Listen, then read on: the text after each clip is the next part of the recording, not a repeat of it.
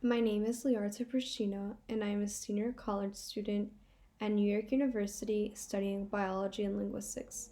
I aspire to be a surgeon, and I'm honored to be presenting our study on the correlation between a 24-hour bladder diary and a validated lower urinary tract symptom questionnaire in relation to voiding dysfunction in men.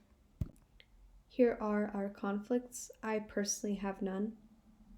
The purpose of the study is to examine the correlation between an electronic bladder diary and the lower urinary tract symptom questionnaire with respect to obstructive voids. We queried a database and identified men who completed a 24-hour bladder diary and a validated lower urinary tract symptom questionnaire. Women and missing or incomplete data entries were excluded from the study. We identified 243 patients who completed the lower urinary tract symptom questionnaire, and after exclusions, there were 238 men with a mean age of 59.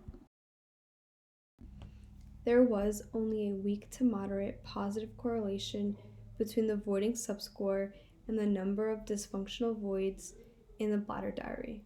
As indicated in the graph, the blue circle represents 1 to 5 patients. The red circle represents 6 to 10 patients, and the yellow circles represent 11 or more patients. Here is an example of a discrepancy between a patient's symptoms and diary. This patient reports 19 dysfunctional voids and a normal voiding subscore of about 3. In a situation like this, we would use this data as a point of discussion with the patient to determine the true nature of their symptoms.